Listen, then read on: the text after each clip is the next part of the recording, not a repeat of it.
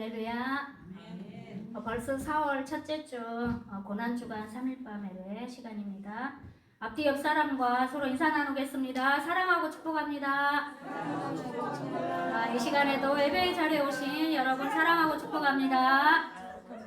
하나님 앞에 기도와 찬양을 올려드리며 고난주간 3일밤 예배 올려드리겠습니다. 기도하겠습니다. 은혜와 오래 참으심이 풍성하신 하나님 아버지, 거룩한 고난주간 3일밤 예배에 저희를 주님 앞에 불러주시니 감사합니다.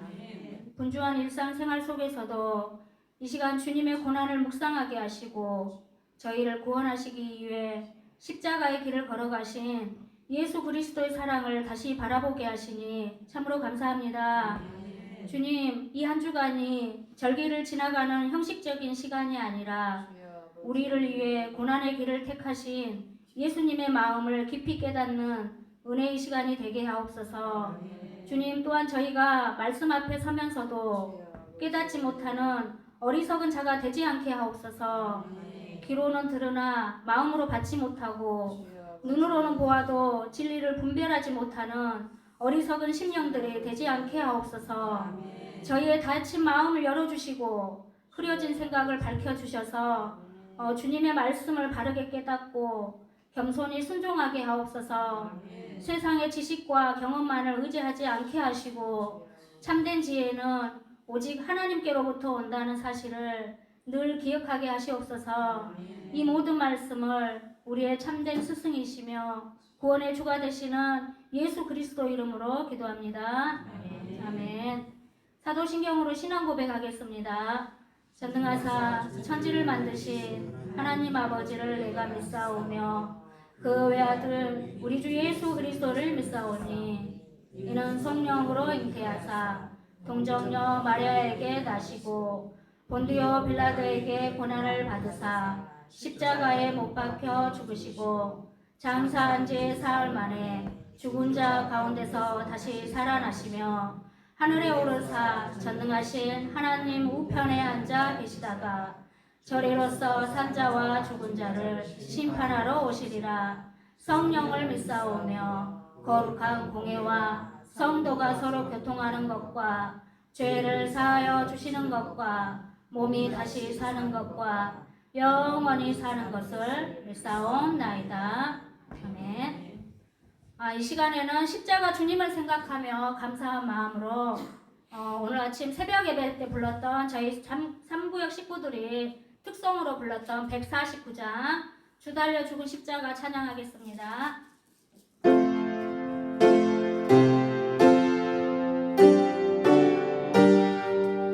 다 함께 고백하겠습니다. 주 달려 죽은 십자가.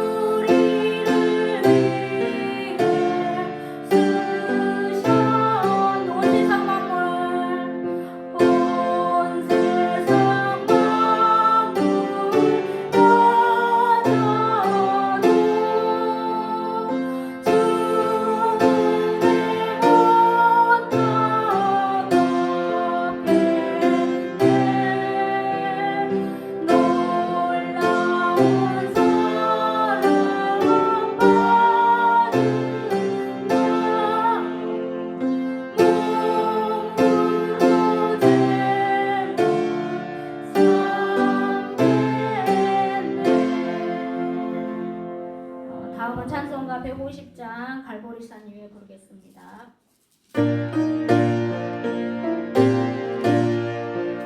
우리를 대신해 고난을 당하신 십자가 주님을 바라보면서 150장 갈보리산 위에 부르겠습니다.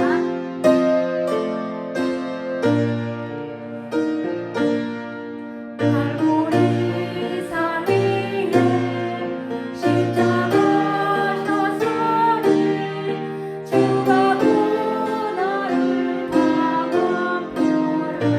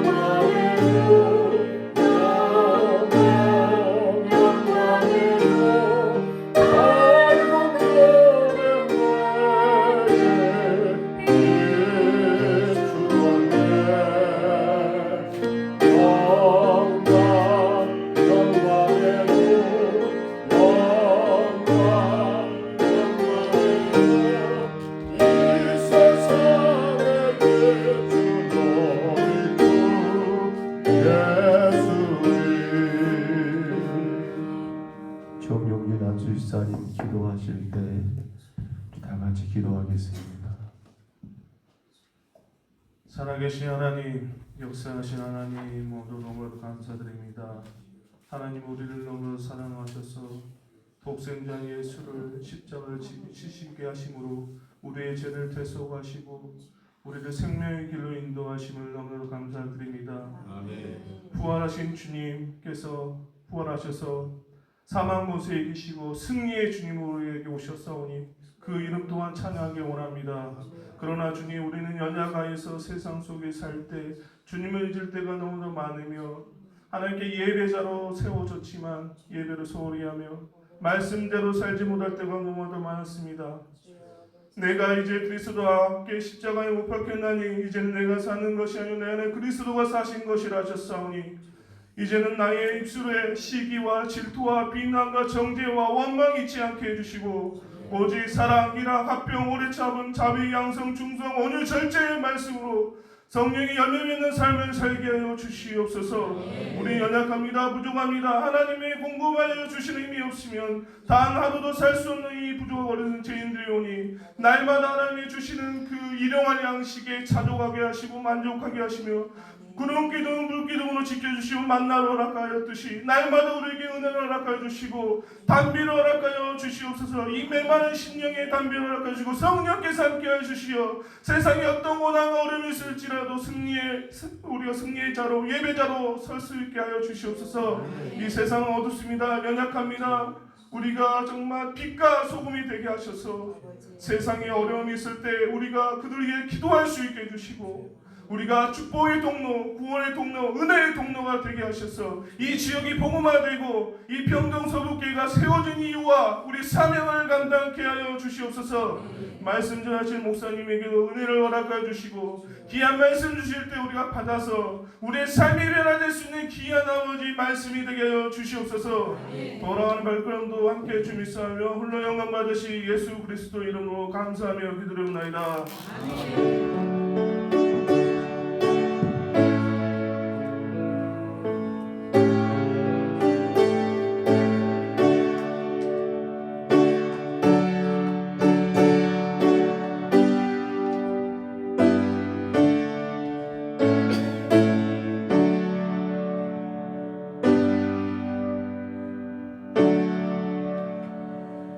우리 하나님 말씀 로마서 1장 8절로 17절까지 말씀 같이 봅니다. 신약성경 로마서 1장 이제 8절부터 17절까지 말씀입니다. 로마서 1장 8절로 17절의 말씀 8절부터 17절입니다. 우리 화면의 말씀을 참고하시고요. 이 말씀 가져봤습니다. 먼저 내가 예수 그리스도로 말미암아 너희 모든 사람에 관하여 내가 하나님께 감사함은 너희 믿음이 온 세상에 전파되리로다. 내가 그의 아들의 복음 안에서 내 심령으로 섬기는 하나님이 나의 증인이 되시거니와 항상 내 기도에 쉬지 않고 너희를 말하며 어떻게 하든지 이제 하나님의 뜻 안에서 너희에게로 나갈 길을 좋은 길 얻기를 구하노라. 내가 너희 보기를 간절히 원하는 것은 어떤 신령한 은사를 너희에게 나누어 주어 너희를 견고하려 하려 함이니 이는 곧 내가 너희 가운데서 너희와 나의 믿음으로 말미암아 기차 위안을 얻으려 함이라. 형제들아, 내가 여러 번 너희에게 가고자 한 것을 너희가 모르기를 원하지 아니하노니 이는 너희 중에서도 다른 이방인 중에서와 같이 열매를 맺게 하려 함이로되 지금까지 길이 막혔도다. 헬라인이나 야만이나 지혜 있는 자나 어리석은 자에게 다 내가 빚진 자로다. 그러므로 나를 할 수 있는 대로 로마에 있는 너희에게도 복음 전하기를 원하노라. 내가 복음을 부끄러워하지 아니하노니 이 복음은 모든 믿는 자에게 구원을 주시는 하나님의 능력이 되리라. 먼저는 유대인에게요 그리고 헬라인에게로다. 복음에는 하나님의 의가 나타나서 믿음으로 믿음에 이르게 하나니 기록된 바 오직 의인은 믿음으로 말미암아 살리라 함과 같으니라. 아멘. 로마서 1장 우리가 1절로 7절의 말씀을 좀 긴 시간 가운데 보았습니다. 내용들을 생각해 보면 바울 사도가 로마서를 쓰는 그러한 시점, 그리고 그가 또한 이 복음을 통해서 그들 가운데 증거하고자 했던 것들, 복음이 어떻게 우리 가운데 오게 됐는가, 그 통로들, 여러 가지 이야기를 하고 있었던 것 우리가 다시금 기억해 봅니다. 그런데 이제 오늘 보면 8절로 그리고 17절까지 내용 가운데서는 오늘 보면 10절이던가요, 본문 말씀 가운데 그런 말씀을 나누고 있습니다. 본문 11절이죠. 내가 너희 보기를 간절히 원하는 것은, 사도 바울이 로마의 교회에 편지를 써서 그들에게 복음을 다시금 심어주고 그 복음 안에서 승리하기를 간절히 바라는 그들의 모습이 분명히 있지만, 허나 바울은 여전히 놓치지 못하고 있는 거, 아니 그가 결코 포기하지 못하고 있는 한 가지가 뭐란 말입니까? 로마에 가서 내가 너희를 보기를 원한다. 저는 그것을 보고 싶다라는 말, 보고 싶음이라는 그러한 말을 써보게 됩니다. 바울은 그토록 로마의 성도들이 보고 싶었습니다. 왜 보고 싶을까요? 왜 보고 싶을까요? 우리가 오늘 읽었던 8절로 17절에는 세 가지 그 이유를 담고 있는데요. 오늘 우리는 이 시간 그 중에 첫 번째 한 가지 이유만을 잠깐 묵상하려고 합니다. 우리도 그렇지요. 누군가가 보고 싶다라고 하는 것은 어떤 의미가 있을까요? 혹은 그와 나와의 관계가 서먹거린다든지 아니면 내게 어떤 좋은 영향이 없다든지 그런 사람은 아마 보기를 싫어할 것 같아요. 근데 혹여라도 내게 그 어떤 은혜를 주었던 사람들, 아니면 내 지난날 힘들을 때 나에게 힘을 주었던 사람들, 얼마나 보고 싶은지 모릅니다. 잘 있는가, 아니면 지금 어떻게 살고 있을 것인가. 주일 오후에 불교를 다녀왔습니다. 한 26년 만에 그 교회를 떠나 26년 만에 불교 대강교회를 가게 되었습니다. 찬양대 헌신예배라는 이름이었지만 아마 그 찬양대 대장이 그렇게 이제 교회 안에 헌신예배가 진행되는 가운데 저를 꼭 초대하고 싶었던 마음이 있었던 것 같습니다. 저희들 역시도 불교가 저희가 결혼해서 처음으로, 물론 이제 강주에서 교육전사 생활했었습니다만 불교가 결혼해가지고 처음 섬겼던 교회고, 거기서 두 아이들을 낳았고 제가 학교를 다 마쳤고, 그리고 지금은 강도사라 합니다만 저희 때는 준목이라겠죠. 준목 인연을 받고 거의 한 7년여 동안을 불교에서 부교육자로 그렇게 살았던 곳이기도 합니다. 그래서 어찌 보면 불교가 저희들에게는 제2의 고향이라 할 수 있겠지요. 우리 아이들은 거기서 또 태어났었으니까요. 굉장히 그 전화를 바꿔보니까, 전화를 받기 전까지는 그런 마음이 좀 덜했던 것 같아요. 왜냐하면 거기서 저는 담임이 아니라 부교육자였다면, 부교육자를 초청하는 경우는 거의 없어요. 그냥 그 교를 지나간 담임 목회했던 분들을 초대해서 혹은 이런저런 이유를 들어서 그렇게 헌신 예배라는 행사에 초대하는 경우도 있지만, 근데 전화를 바꿔보니까 그때가 많이 새록새록 생각이 나요. 그때 그런 일이 있었지, 그때 그런 분 계셨지. 그 그리움, 그 보고 싶음이 많이 커졌던 것 같아요. 그렇게 해서 가서 예배를 인도하고 또 이야기할 수 있는 시간이 있어서 이런저런 이야기를 하는데, 가만히 보니까 그때 그분이구나. 많이 세월이 지나다 보니까 다들 늙으셔가지고 가만히 봐야만이 그분인 것을 알 수 있겠더라고요. 네, 모두가 반가워하고 또 저희들 역시도 너무나 그 보고 싶었던 분들이기 때문에 좋았던 그런 시간들을 갖게 되었습니다. 지금 바울이 그렇습니다. 너무도 보고 싶습니다. 로마 교회 성도들. 이유가 무엇일까요? 우리 8절 한번 먼저 읽어볼까요? 8절 올려줘 보시고요. 8절 말씀만 올려주세요. 같이 읽습니다. 먼저 내가 예수 그리스도로 말미암아 너희 모든 사람에 관하여 이 하나님께 감사함은 너희 믿음이 온 세상에 전파되미로다. 아멘. 바울은 로마 교회 성도들에 대한 소식을 들었어요. 근데 그 소식이 어떤 소식이에요? 너희 믿음이 뭐라고요? 온 세상에 전파되미로다. 여러분 얼마나 좋을까요? 사실 바울이 아직 가보지를 못했어요. 근데 놀랍게도 그 로마 교회 성도들의 그 믿음이 여러분 세상 가운데 전파된 거예요. 그러니까 이 사실을 알게 된 바울은 그들을 생각할 때마다 또 뒤에 넘어가면 그들을 위해 기도할 때마다 여러분 너무너무 감사하고 감사한 것은 그들의 믿음이 세상에 전파되었다라고 하는 거. 이게 얼마나 복음을 전하는 전도자에게 큰 힘이 될까요? 기쁨이 될까요? 그렇지 않을까요? 로마라고 하는 그 척박한 환경 속에서 그들이 믿음으로 살고자 얼마나 예수가 애를 썼을까요? 그렇지요. 그들이 복음의 말씀 따라 살려고 얼마나 가부들쳤을까요?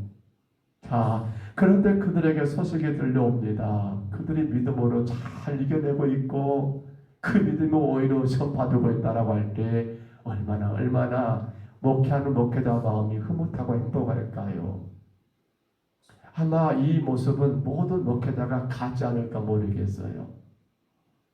그런 경우가 많잖아요. 삶에 여러 가지 문제가 있어요. 어려움이 있어요. 여러 가지 근심거리가 많아요. 혹은 이런저런 질병이나 여러분 인간의 힘으로 감당할 수 없는 그런 아픔을 겪는 성도들이 많이 있어요. 아마 우리 성도들도 그러겠지만 목회자는 더 그러죠. 하나님 빨리 치료해 주셔야 할 텐데 그 문제 하나님이 해결해 주셔야 할 텐데 라는 그 마음이 없을까요? 그렇게 마음 아파하는 저에게 혹은 누군가가 그런 말을 합니다. 아니 본인이 직접 그런 말을 합니다. 뭐라고요? 목사님 괜찮아요. 하나님이 저를 얼마나 사랑하는지 제가 잘 알고 있어요. 분명히 이때도 잘 지나갈 거예요. 더 적고 주시려고 제게 이러한 고난도 주신 것 아니겠습니까? 라고 그렇게 말을 하면 어떨까요? 목회자 입장에서는 목사님 제 입장에서는 너무나 감사하고 감사하죠. 별 큰 도움도 못 되지만 그렇잖아요. 얼마나 기쁘고 감사할까요? 성도는 바로 지금 사도 바울이 그런 상황이에요. 별 도움도 못 됐어요. 바울 입장에서는 가보지도 못했으니까. 근데 오히려 그들의 소식이 어떤 소식이요? 그들의 믿음이 굳겨서 가지고 온 세상에 그 믿음을 전파하고 있다고 하니 얼마나 바울이 흐뭇하고 좋았을까요? 그러면 되는 거 아닙니까? 그렇지요. 그러면 되는 거죠. 그렇다면 구태여 바울이 로마까지 갈 이유가 없잖아요. 여기까지만 도 얼마나 좋겠는가 생각이 들어요. 그런데 바울은 로마로 가기 원합니다. 10절 11절 한번 올려줘 보세요. 10절 11절입니다. 같이 읽습니다. 어떻게 하든지 이제 하나님의 뜻 안에서 너희에게로 나아갈 좋은 길 얻기를 구하노라. 내가 너희 보기를 간절히 원하는 것은 어떤 신령한 은사를 너희에게 나누어 주어 너희로 견고하게 하려 함이니. 아멘. 바울은 어떻게든지 로마에 가야겠다는 거예요. 그 좋은 소식을 들었음에도 불구하고 바울은 로마에 가야겠다는 거예요.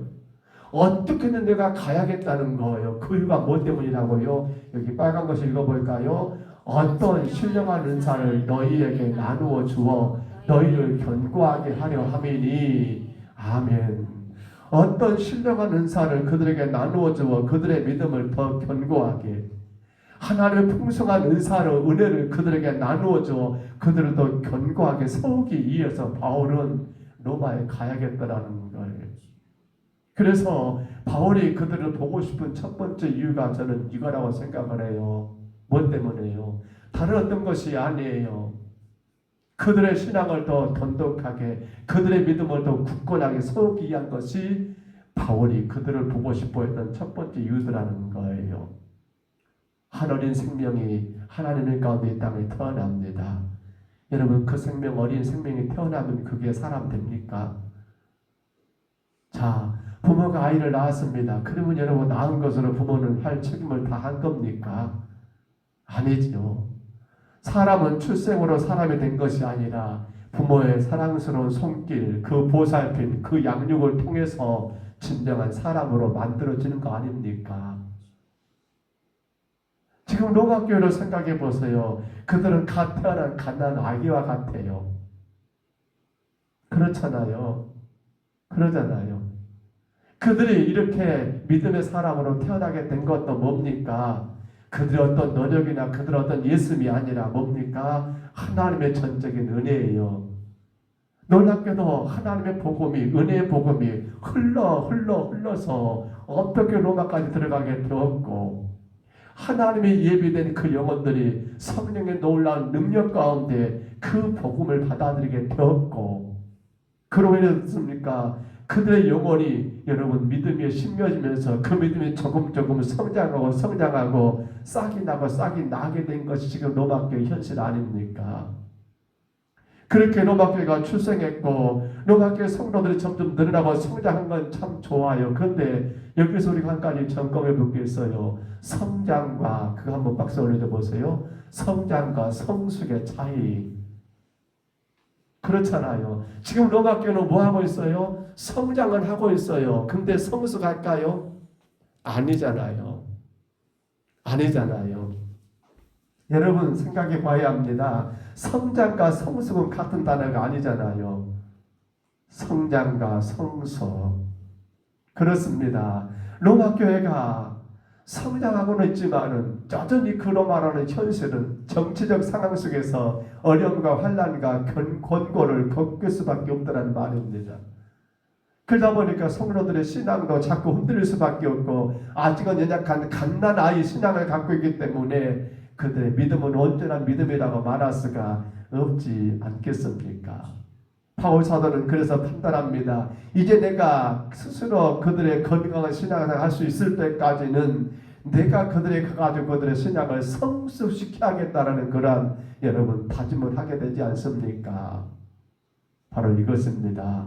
성숙입니다. 어떤 신령한 은사를 너에게 나누어 주어 너희를 견고하게 하려 함이니 바로 성숙입니다. 성숙이에요.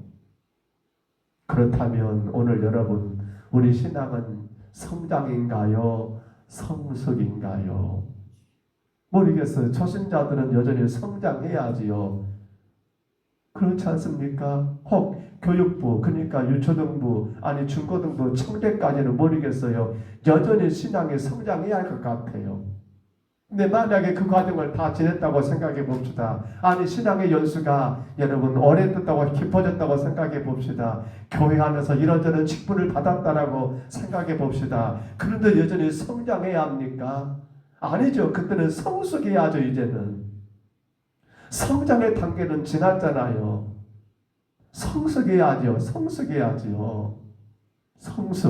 성숙을 제가 사전에서 네이버에서 찾아봤습니다. 세 가지를 말하더라고요. 하나는 생물의 발육이 완전히 이루어졌다. 또 하나는 몸과 마음이 자라서 어른스럽게 되었다. 세 번째는 경험이나 습관을 쌓아 익숙해졌다라고 이렇게 말하더라고요. 맞을 것 같아요. 그러나 신앙의 성숙은 그렇게 말하면 안 되지요. 저는 신앙의 성숙은요, 단순한 지식이나 체험이 많다는 기준이 아니라 성령 인도하심에 따라 말과 삶이 변화가 되고 시기나 분쟁 같은 육신의 성향은 줄고 오히려 인내의 열매를 맺어 성도, 교회가 견고한 삶을 사는 것, 저는 그렇게 정리를 해봅니다. 이 말을 제가 원하는 말로 정리해보면 이렇게 말합니다. 하나님이 기뻐하시는 삶을 사는 것입니다. 하나님 뜻을 위해 사는 것입니다. 하나님 영광을 위해 사는 자가 뭡니까? 그게 성숙한 신앙이잖아요. 그러면 어떻게 성숙이 가능할까요? 마지막 이것만 같이 보고 맺을게요. 에베소 4장 한번 올려줘 보세요. 13절로 16절입니다. 우리 같이 한번 읽어볼까요? 우리가 다 하나님의 아들을 믿는 것과 아는 일에 하나가 되어 온전한 사람을 이루어 그리스도의 장성한 분량이 충만한 데까지 이르는 여기까지만 자, 13절만 다시 당겨주시고요. 여기서 한 가지가 있습니다. 무엇이 여러분 성숙한 믿음을 만들까요? 분명한 목표를 가지는 겁니다. 분명한 목표가 가져야 해요. 그가 바로 하나님을 기쁘시게 하는 삶을 살 수 있고요. 그가 바로 하나님의 뜻을 위한 삶을 살 수 있고요. 그가 바로 하나님 영광을 위한 삶을 살 수가 있어요. 분명한 목표입니다. 우리 목표는 뭡니까? 우리 목표는 우리는 누굽니까? 그리스도인이에요. 우리는 누구를 닮는 자가 되어야 합니까? 예수 그리스도를 닮는 것이 우리 삶, 우리 신앙의 목표예요. 그 어떤 누가 아니에요. 오직 예수 그리스도를 우리가 닮아가는 거예요. 아니, 예수님처럼 이 땅에서 천국의 삶을 사는 것이 우리의 목표가 되어야 해요. 자, 이게 보면 그리스도 장성한 분량이 어때요? 충만한 데까지 분명한 목표를 가지셔야 합니다. 분명한 목표 말입니다.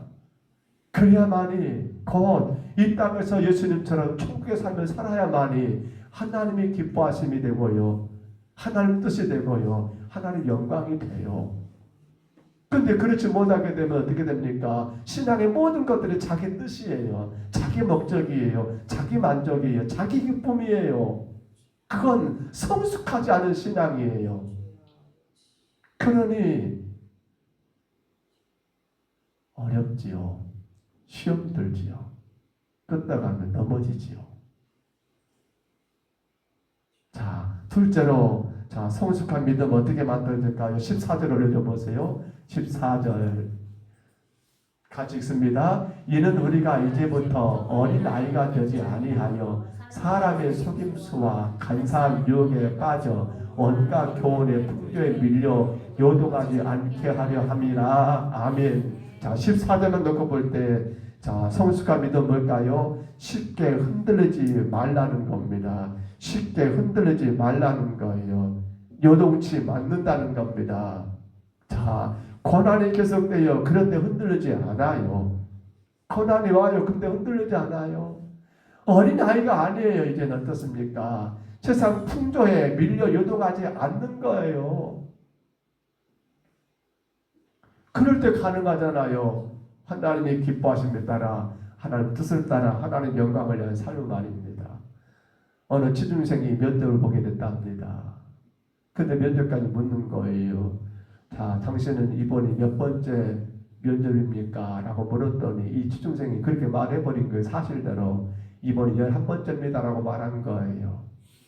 그는 그리고는 떨어졌겠구나 라고 생각했는가 봐요. 이건 전화가 왔어요. 나중에 합격했다라고. 면접관이 합격시킨 이유가 두 가지래요. 하나는 그는 거짓말을 하지 않았다는 거예요. 더 중요한 게 뭡니까? 실패했음에도 불구하고 당당하더라는 거예요. 그렇습니다. 성도는 결코 세상에 요동치면 안 됩니다. 세상이 이러니까, 문화가 이러니까, 누가 이러니까 저러니까 그건 어린아이잖아요. 성숙한 신앙은 절대로 요동하지 않아요. 진실해야 합니다. 거짓이 안 돼요. 자, 마지막 또 하나 성숙한 믿음은 어떻게 만들어질까요? 15절, 16절 한번 올려줘 보세요. 같이 읽습니다. 오직 사랑 안에서 참된 것을 행하여 범사에 그에게까지 자랄지니라. 그는 머리니 곧 그리스도라. 그에게서 온 몸이 각 마비를 통하여 도움을 받음으로 연결되고 결합되어 각 지체의 분량대로 역사하여 그 몸을 자라게 하며 사랑 안에서로 세우느니라. 아멘. 15절 16절에 보면 사랑 안에서는 말을 씁니다. 다시 말하면 성숙한 믿음이 되기 위해서는 어떻게 행동해야 합니까? 사랑으로 행동하라는 겁니다. 사랑으로요. 사랑으로. 사랑 안에서 자기만 생각하는 것을 버리고 남을 먼저 생각하자는 겁니다. 참된 사랑은 여러분 뭐라고 합니까? 잃어버리는 겁니다. 빼앗기는 겁니다. 바치는 겁니다. 결국 손해보는 거잖아요. 그가 가능하지 않을까요? 사랑으로 행동하는 거예요. 나보다 남을 더 먼저 생각하는 거예요. 손해볼 줄 아는 거예요. 그가 성숙한 성도잖아요. 근데 여전히 자기밖에 몰라. 남보다 내가 먼저예요. 그건 성숙이 아니에요. 성숙은 뭡니까? 사랑으로 행동하라는 거예요. 이제 말씀을 맺습니다. 사도 바울이 로마 교회 성도들을 그렇게 보고 싶어 합니다. 물론 그들의 믿음이 참으로 많은 사람들에게 증거되고 전파된다는 소식을 들었기 때문에 감사한 마음도 있었지만, 기도할 때마다 그들을 생각하면 너무나 기쁨도 있었지만, 그때 바울이 생각할 때 로마에 그들에게 이제 신앙이 성숙하도록 그 신앙을 바르게 잡아줘야겠다는 생각 가운데 바울은 그토록 로마를 노래하고 있던 것입니다. 오늘 여러분, 하나님께서 우리를 바라보실 때 무엇을 흐뭇해 하실까요? 야, 참 잘했어, 너무 좋아. 성숙한 신앙이 아닐까요? 성숙한 신앙 말입니다. 정말 나를 위해 이 땅에 오신 예수 그리스도를 바르게 믿고 그 예수님 안에서 그분의 기뻐하심을 따라, 그분의 뜻을 따라, 그분의 영광을 위해 살아가는 그 신앙을 하나님 너무너무 좋아하지 않으실까요? 이제 우리 그 신앙을 세워가시기를 축복합니다. 분명한 목표를 가지십시다. 우리의 목표는 그리스도인의 삶입니다. 예수 그리스도의 삶을 이 땅에서 예수님처럼 성국의 삶을 사는 것입니다. 그럼 우리는 쉽게 흔들리면 안 됩니다. 사랑으로 행동하는 것입니다. 그런 말미암아 오늘 저와 여러분의 신앙이 성숙한 신앙이 되어 우리 하나님을 기쁘게 해드리고 하나님의 뜻을 이루어드리며 하나님께 영광이 되는 축복의 신앙 다 되시기를 주의 이름으로 축복합니다. 주의 이름으로 축원합니다. 우리를 이를 위해서 우리 시간 2분 동안만 잠깐 통성으로 기도합니다. 우리 기도하실 때 하나님, 내 신앙이 지금 성숙한 신앙인지를 바라보십니다. 목표가 오직 예수님처럼 이 땅에 천국의 삶을 사는 것입니까? 어떤 사람과 함께 흔들리지 않는 신앙입니까? 무엇보다 사랑으로 행동하고 있습니까? 가만히 점검해 봅시다. 그로 인해서 내 신앙의 모든 것들이 하나님이 기뻐하시는 먼저이요, 하나님 뜻을 쫓아가며 따르는 것이 이유이며, 아버지 하나님 영광을 위한 것이 내 신앙의 최종적인 목표인가를 돌아보십시다. 혹여라도 그렇지 못한 것이 있다면 우리 저녁에 주님 앞에 간절히 회개하십시다. 주님 용서하여 주옵시고 성숙한 신앙으로 우리 하나님께 기쁨이 되고 하나님께 영광이 되는 우리 삶이 되도록 우리 시간 다 같이 2분 동안만 통성으로 기도합니다. 은혜로우신 우리 하나님 아버지, 성숙한 신앙으로 우리 하나님께 영광이 되기를 간절히 원합니다. 아버지 하나님의 기뻐하심을 쫓아가며 이 땅에서 하나님의 뜻을 온전히 이루어가며 그로 인하여 하나님께만 영광을 올려드리는 아버지 성숙한 신앙이 되게 하여 주옵소서.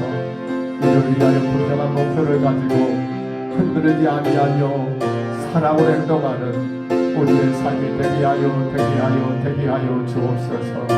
주님, 너무나도 아쉽고 안타까운 것은 성숙하지 못하면 아버지 흔들립니다. 성숙하지 못하면 아버지 시험 듭니다. 성숙하지 못하면 아버지 낙심하고 절망합니다. 성숙하지 못하면 원망과 불평이 앞섭니다.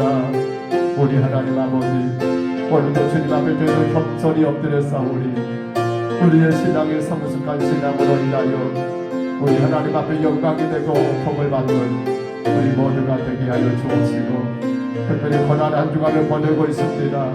주님 교회와 성도들을 깨워주시고 아버지 주님 앞에 겸손히 엎드려 하나님을 예배하며 이 한 주간 아버지 앞에 더 간절하게 여전하게 기도하는 복의 한 주간 되게 하여 주옵소서. 이제 고난을 넘어 아버지 부활의 기쁨으로 살아갈 수 있고 부활의 감사함으로 승리하는 우리 모두가 되게 하여 주옵소서. 하나님 아버지, 오늘도 간구합니다. 이전에 예배하는 모든 심령들을 축복해 주시며 영육간에 강건하게 하시고 간절한 기도와 소원들을 주님이 들어주심으로 이 땅에 힘을 얻어 주는 영광에 살게 하여 주옵소서. 주님 이루실 줄 믿습니다.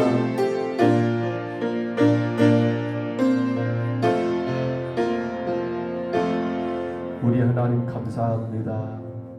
성숙한 신앙, 아버지 하나님, 그것이 하나님께 영광이 된 삶인 것을 기억합니다. 하나님의 기뻐하심을 쫓아가며 하나님의 뜻을 따라가며 온전히 하나님 영광을 위해 살아가는 우리의 성숙한 신앙이 되어 늘 하나님이 생각할 때마다 감사하고 기뻐하고 즐거워하는 우리 믿음 되게 주여 도와 주옵소서. 바울 사도가 그토록 로마에 가고자 했던 그 이유가 바로 성숙에 있음을 기억하면서 오늘 이 땅에 우리의 신앙이 더더욱 성숙하여서 주님께 영광과 찬송만 되게 하여 주옵소서. 우리 안에 약한 모든 가들을 치료해 주시고 힘주시며 우리의 가정과 우리의 모든 생활들도 하나님 복을 주셔서 마음껏 주님 영광 위에 진리 가운데 주님 나라 위에 살아갈 수 있도록 주여 다스리시고 축복하여 주옵소서.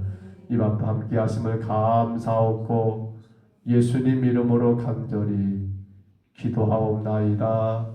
아멘. 고난주간 특별 새벽 기도회가 내일과 모레 2번 남았습니다. 온 성도들이 같이 깨어서 기도해야 줄로 압니다. 고난을 넘어 부활의 기쁨으로 우리가 살아가야겠습니다. 꼭 기억하시고 잘 이겨내시기를 간절히 부탁을 드립니다. 평상에 계시는 성도들 또 가정에서 치료 중인 성도들 위해서 늘 기도해 주시기를 바랍니다.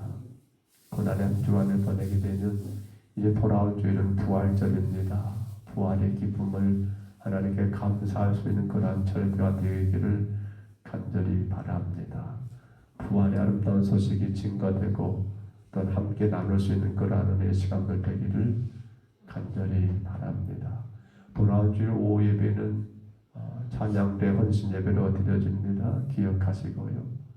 온 찬양대, 찬양단 모든 찬양대원들이 함께 또 하나님께 헌신할 수 있는 그러한 시간 되고 온 성도들이 우리 하나님 앞에 헌신하는 그러한 예배가 되도록 기도하시기를 바랍니다. 다른 거 아니실 거 있을까요? 우리 주위의 약한 자들을 돌아보시기를 바라고요. 119에게 박연순 집사님은 효정 요양병원이죠. 거기는 신방할 수 있나요? 효정 가능하면 그래요. 이번 돌아온 주 5일 한번 가보면 어떨까 싶은데 근데 왜 그렇게 바로 요양병원으로 가셨을까? 병원 안 가시고